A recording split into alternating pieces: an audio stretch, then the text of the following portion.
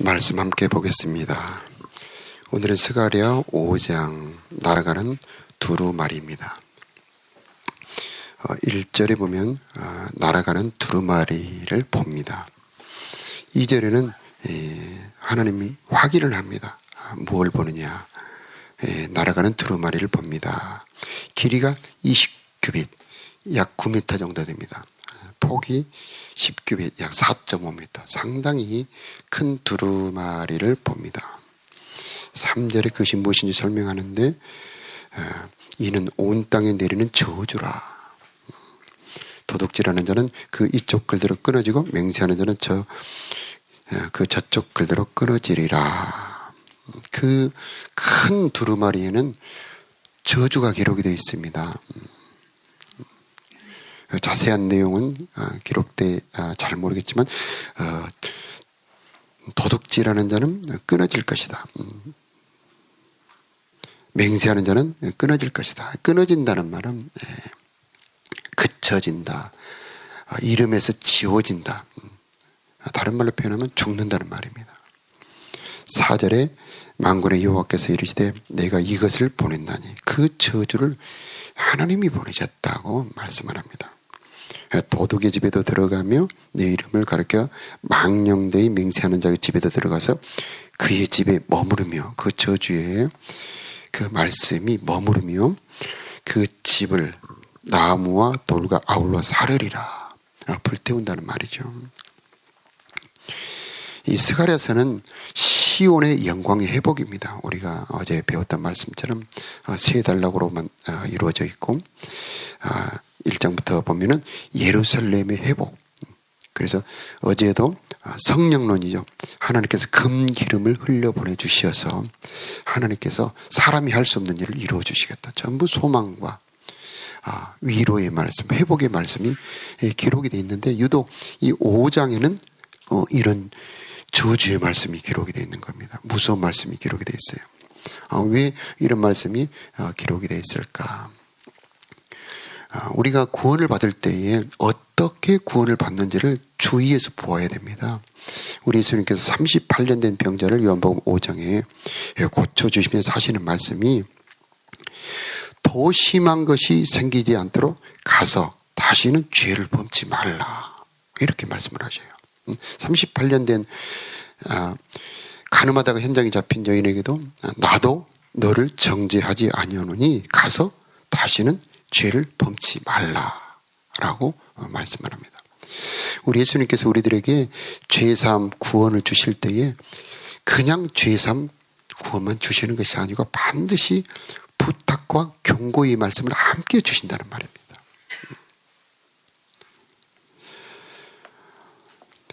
지금 스가랴 5장에 나오는 두 가지 환상대로 이 유다는 회복이 됐습니다. 536년에 돌아오고 516년에 성전을 건축하고 그 뒤에 두 번 더 돌아옵니다. 그런데 거의 600년 뒤에 주후 70년에 로마 장군 디도에 의해서 완전히 유다가 멸망하고 포로가 70년이 아니고 그 다음에는 2000년 포로로 2000년 방황하는 세월을 보냅니다. 그래서 이 경고의 말씀이 그대로 성취가 되어버려요. 그래서 우리는 하나님께 은혜의 선물을 받을 때에 감사와 찬송과 함께 한편으로는 두려운 마음을 가져야 됩니다. 왜냐? 그 은혜를 주실 때 주시는 주님의 마음, 은혜를 주실 때 주님 주시는 그 부탁의 말씀을 우리가 잘 주의해서 들어야 한다고 하는 겁니다. 만일에 또다시 범죄한다면, 또다시 넘어진다면 바로 주님께서 5장에 경고한 것처럼 그렇게 된다는 말씀이죠. 그래서 5절부터 11절까지의 말씀은 어떤 여인이 하나 나오는데 에바, 말통이죠. 옛날 열대를 모은 통을 말이라고 그러지 않습니까? 그 말에 여인을 던져놓고 나부로 된 뚜껑으로 덮어서 멀리 신할 땅, 이 바빌론입니다. 포로로 잡혀갔던 그 땅입니다. 그 땅으로 옮겨가는 장면을 보여줍니다. 이것도 하나님께서 되돌아보게 하는 겁니다. 방금 유다 백성들은 그 신할 땅에서 돌아왔었습니다. 그런데 또다시 신할 땅으로 어떤 여인이 그 에바에 갇혀서 옮겨가는 장면을 보여주면서 또다시 너희들이 범죄한다면 이렇게 신할 땅으로 옮겨질 것이다 라고 하는 그런 말씀입니다. 그래서 5장은 심판의 선언이라기보다는 경계입니다. 경계. 그래서 하나님께서는 우리 사랑하는 백성들을 구원하시면서 경계를 반드시 주십니다. 경계. 그래서 하나님의 말씀을 보면은 반드시 두 부분으로 이루어져 있어요. 명령과 약속으로 만들어져 있습니다. 명령과 약속. 그래서 도둑질하지 말라. 십계명은 앞부분에 들어있는 명령만 기록이 되어 있습니다. 그 뒷부분에 들어있는 약속은 축복과 함께 저주가 함께 있습니다. 하나님은 어떤 분이시냐? 축복만 하시는 분이 아니고 반드시 저주도 함께 주시는 분이다. 사람들이 이걸 오해합니다. 어떤 분은 하나님은 저주를 안 주시는 분이야 이렇게 오해하는 분도 있고, 하나님은 복도 내리지 않고 저주도 내리지 않는 분이다 이렇게 오해하는 분들도 있습니다. 그러나 스바냐 2장에 보니까 하나님은 복도 내리지 않고 저주도 내리지 아니하리라 하는 자들을 하나님께서 그 사람을 찾아 벌을 내리시겠다는 말씀을 합니다. 하나님은 반드시 복도 내리시고 저주도 내리시는 분입니다. 그러나 복을 내리시고 저주를 내리시는 목적은 한 가지입니다. 그 백성들로 하여금 하나님의 뜻을 행하는 백성이 되게 하는 겁니다. 그래서 하나님의 뜻을 행하는 백성이 구원의 목적입니다. 우리들에게 은혜를 베푸는 목적이 그분의 뜻대로 사는 것입니다. 근데 그분의 뜻대로 살 때는 복을 주시고 그분의 뜻대로 살지 않을 때는 저주를 내리시는 분이라고 하는 겁니다.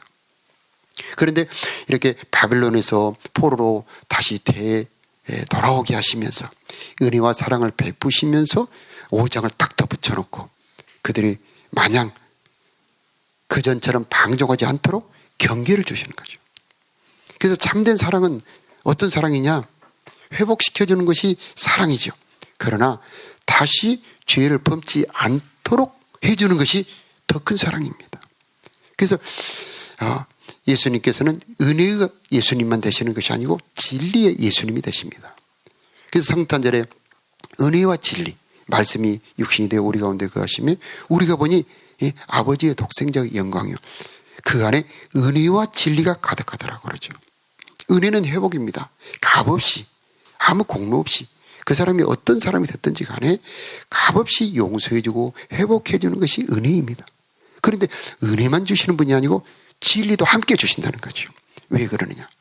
다시 그 전에 그 고통으로 돌아가지 않기 위해서, 다시 옛날에 그 처참한 징계를 당하지 않게 하기 위해서, 한 걸음 더 나아가 하나님이 예비하신 풍성한 선물, 그것을 요한복음에는 은혜 위에 은혜라고 그러지 않습니까?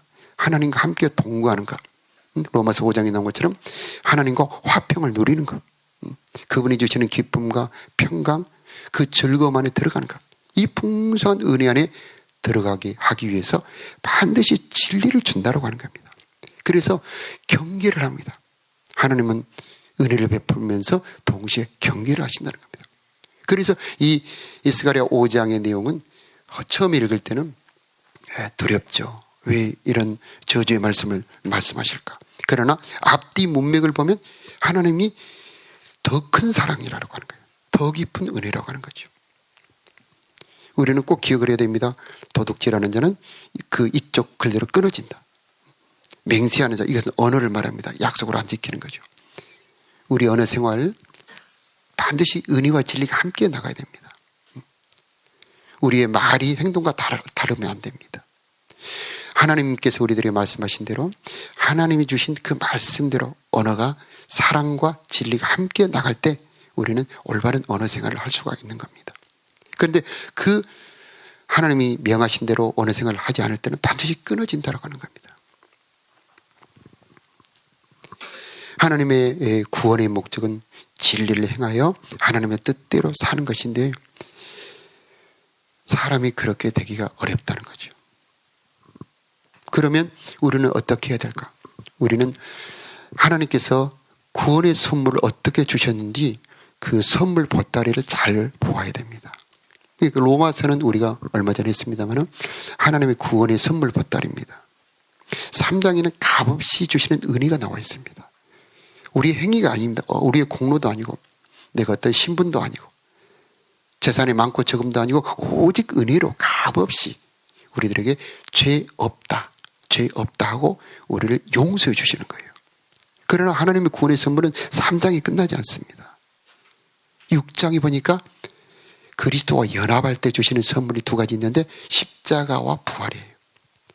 십자가와 부활을 통해서 우리 속에 들어있는 죄를 짓는 옛사람을 죽게 하고 자기의 새 생명, 하나님의 생명을 우리 안에 집어넣어 주는 겁니다. 그래서 생명을 바꿔줘요. 그래서 우리는 더 이상 죄의 종로로 하지 않을 수 있는 새로운 본성, 새로운 생명을 가진 하나님의 자녀로 거듭나게 된 겁니다. 그 다음에 우리 몸을 주님께 드리라고 합니다. 의회종으로 드릴 때에 죄가 주관치 못한다고 그러죠.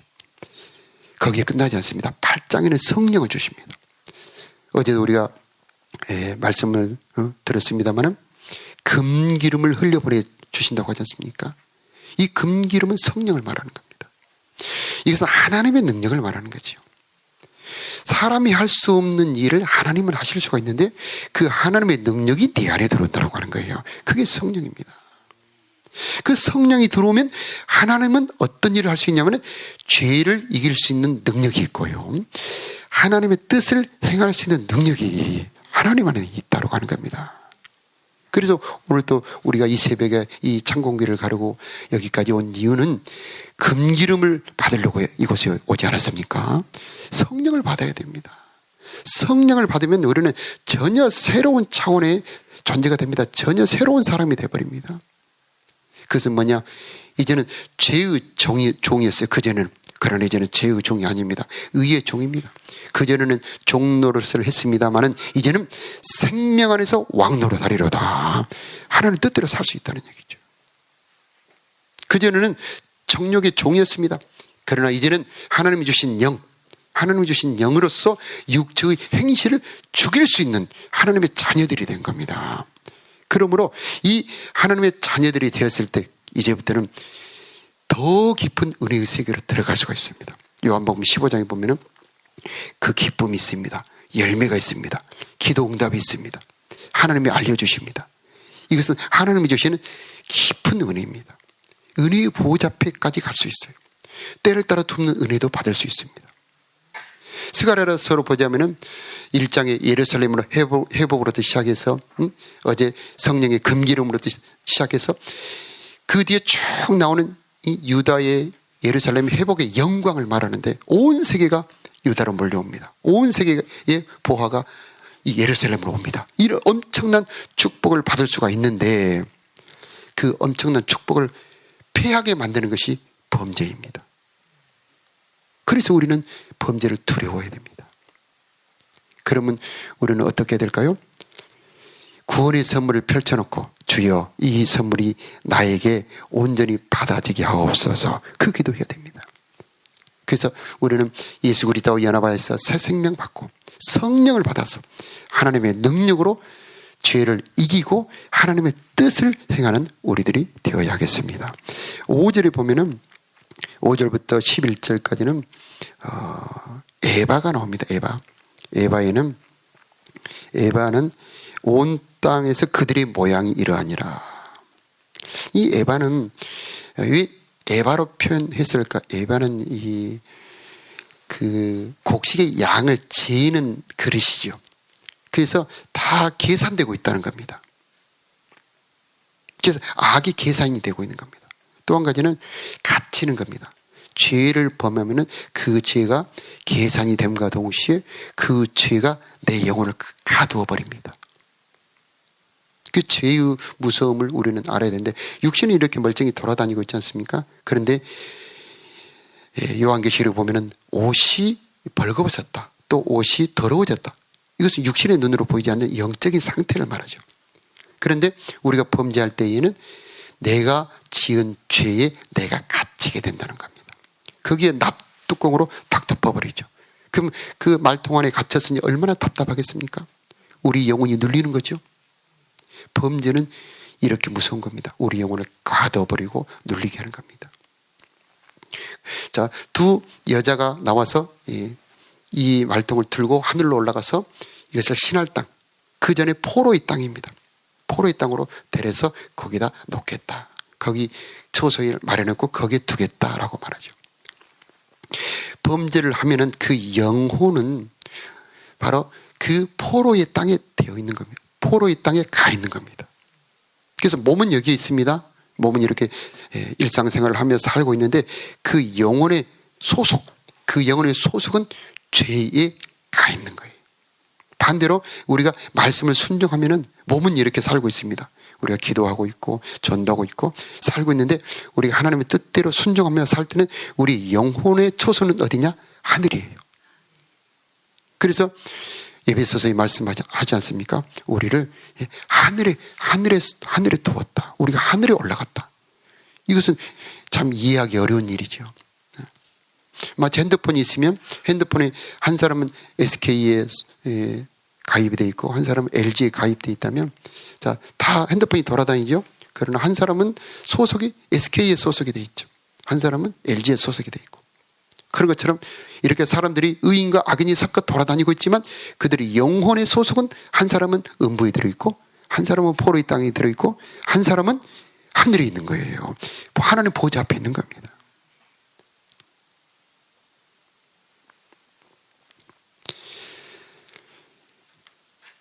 우리 주 예수께서 주시는 선물은 무엇이냐? 우리 속에 들어있는 악을 묶어서 완전히 우리에게서 벗어나게 하는 은혜를 주셨어요. 그래서 에바의 여인을 가두어서 멀리 보내버리는 것처럼 예수님께서는 우리 속에 들어있는 악을 꺼내어서 십자가의 능력으로 꺼내어서 멀리 보내버리십니다. 그런데 이 은혜를 온전히 누리지 못하고 자기 속에 있는 악을 방치하는 사람이 있어요. 그냥 내 속에 있는 악을 방치하고 그대로 악이 이끄는 대로 살아가 버리는 사람들이 있어요. 어떻게 사람이 돼서 죄 안 짓고 살 수 있어? 아니 사람이 한 번쯤 미워할 수도 있고 욕심낼 수도 있고 그러지 뭐. 이렇게 죄를 방치하는 분들이 있어요. 그러나 우리 주 예수의 선물은 그렇지 않습니다. 우리 주 예수 그리스도의 구원은 완전한 구원이죠. 범한 죄를 용서할 뿐만 아니라 죄를 짓는 본성, 그것을 로마서 7장에 보면 우리 속에 거하는 죄라는 표현을 합니다. 로마서 7장에. 자, 그 여인처럼 우리 속에 악이 살고 있습니다. 우리 속에 죄의 성이 살고 있습니다. 이것이 나를 지배합니다. 나를 사로잡아 끌고 갑니다. 그런데 우리 주님의 은혜는 이 악을 묶어버립니다. 그리고 이 악을 죽일 수 있는 능력을 줍니다. 그래서 이 악을 나에게서 꺼내가 버립니다. 이것을 십자가의 은혜라고 합니다. 그래서 보혈의 은혜만 받지 말고 십자가의 은혜까지 받아야 한다라고 하는 거죠. 내 속에 있는 죄의 본성까지도 죽여주시는, 내 죄의 본성까지도 구원해주시는 예수님의 은혜를 받아야 한다라고 하는 겁니다. 근데 이 은혜를 누리지 못하고 방치하는 사람은 그의 영혼이 포로가 되고 나중에는 그의 삶까지도 포로가 됩니다. 죄를 범할 수밖에 없고 죄의 결과로 저주를 받을 수밖에 없게 된다는 거죠.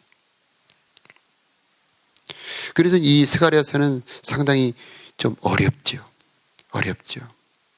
그러나 성령께서 도와주시기를 기도해야 됩니다. 내 속에 들어있는 죄까지도 구원하시는 우리 주님의 은혜를 설명하고 있습니다. 로마서 7장과 로마서 8장의 은혜를 설명하고 있습니다. 우리 주 예수 안에 있는 생명의 성령의 법이 죄와 사망의 법에서 우리를 해방하였다. 우리는 이 은혜를 누려야 되는 것입니다. 또 죄의 종으로 사로잡혀 또 죄에 끌려가면 안 되는 겁니다. 우리가 자녀를 키울 때에 1살, 2살 때는 대소변을 기저귀로 받아내죠. 기저귀를 보통 돌 때까지는 차지 않습니까? 그런데 기저귀를 떼었는데 그래서 그냥 이불에다가 재웠는데 아침에 일어나 보니 애가 이불에다 쉬를 해놨습니다. 그러면 여러분 어떻게 하십니까? 혹시 아이들이 아침에 이불을 들춰보니까 흥건하게 이렇게 아이들이 이불에 적셔 있을 때 혹시 여러분 자녀들의 엉덩이 짝을 때려보신 분 있으십니까? 때려보셨어요? 왜 때렸어요? 사랑하는 자녀들을 왜 때렸어요? 처음에는 말로 하죠. 아야, 쉬가 말이 오면 일어나서 잠이 와도 저기 요강도 있고 화장실에 가서 보고 와서 잠을 자렴. 그럼 아이가 어리니까 말을 듣고 한두 번 하다가 또 쉬를 하죠. 몇 번 말을 하다 말 안 들으면 엉덩이 짝을 때립니다. 너. 그리고 옛날에는 소금을 얻어오라고 그러지 않습니까? 창피를 주는 거죠. 잊지 말라고 기억하라는 거죠. 우리 하나님도 마찬가지입니다. 하나님은 우리가 죄를 이기기를 소원하고 있는 거예요. 죄를 이기고 난 다음에는 이걸 장성이 있다고 합니다. 하나님의 은혜가 더 엄청난 은혜가 있어요. 죄의 삶에서 끝나지 않습니다. 하나님의 풍성한 은혜의 세계에 들어오기를 원하고 있는 거죠. 우리가 범죄했을 때 하나님이 우리를 징계하시는 것은 결코 우리를 미워함이 아닙니다. 징계하심이 그분의 본심이 아닙니다. 우리를 성장시키고 우리가 그 죄의 무서움을 깨달아서 죄를 이기는 자가 되게 하는 것이 하나님의 목적인 것이죠. 그러므로 우리는 이제 주님 나에게 성령을 허락하여 주옵소서. 그래서 성령의 능력으로 내가 성장하도록 주님 허락하여 주옵소서. 어제 우리가 배운 말씀처럼 어제 목사님 말씀처럼 성령이 아니고서는 우리가 아무것도 되지 않습니다. 예수를 주로 고백하는 것도 되지 않고 이제 내 새 생명을 받는 것도 성령으로 되는 거고요. 죄를 이기는 것도 더더욱 성령이 아니고는 될 수가 없는 겁니다. 그러므로 우리가 이 새벽에 와서 기도할 때 주님 나에게 금기름을 흘려보내 주옵소서. 성령의 능력으로 죄를 이기는 자가 되게 하옵소서. 뿐만 아니라 주님의 뜻을 행하는 데가 되게 하옵소서. 기도하는 우리들이 되어야 되겠습니다. 다 함께 기도하겠습니다. 할렐루야. 하나님 은혜를 감사합니다. 찬바람이 이렇게 우리의 살갗을 아프게 하지만은 은혜를 사모하여 이전에 기도하러 나왔습니다. 주여 우리 모두에게 성령의 충만으로 내려 주옵소서. 생명의 성령으로 충만하게 하옵소서. 생명의 성령으로 우리들의 마음의 육체의 능력으로 베풀어 주시어서 죄를 이기는 우리가 되게 하옵소서. 성령으로 감동하여 주옵시고 성령으로 마땅히 빌바를 알려 주옵소서. 주여 우리가 기도할 때 금기름을 흘려보내 주옵소서. 또한 우리가 기도할 때에 이 온 교회와 기도가 필요한 곳곳에 금기름을 흘려보내는 우리가 되게 하옵소서. 우리의 기도를 통하여 하나님의 역사가 일어나기를 원합니다. 하나님 우리의 기도를 통하여 연약한 자들의 믿음이 새로워지기를 원하며 우리의 자녀들의 하나님 의의 길을 따라가는 자녀들이 되기를 기도합니다. 역사하여 주옵소서. 우리들의 믿음이 성장되기를 기도합니다. 죄의 삶에서 끝나지 아니하고 죄를 이기는 자들이 되도록 은혜 베풀어 주옵소서. 새 생명으로 거듭난 우리들 성령 충만으로 육체의 소욕을 이기는 우리가 되도록 특별히 은혜 베풀어 주옵소서. 진리의 말씀을 순종하는 우리가 될 수 있도록 은혜 베풀어 주옵소서. 오늘도 이 교회에 속한 모든 사랑하는 권속들과 가정들 특별히 붙들어 주시옵시며 은혜 가운데 살아가는 하루가 되게 하여 주옵소서. 우리의 심령이 성령으로 충만하기를 기도합니다. 우리의 마음이 하나님의 말씀으로 가득 차기를 기도합니다. 오늘 이 새벽에도 은혜 베풀어 주옵소서. 이 새벽에 정성과 소원을 가지고 하나님 앞에 드리는 예물을 기뻐 받아 주옵시고 저들의 기도와 소원이 응답되게 하여 주옵소서. 저들의 기도가 주의 뜻 가운데 이루어지게 하여 주옵소서. 우리 주 예수 그리스도의 이름으로 기도하옵나이다. 아멘.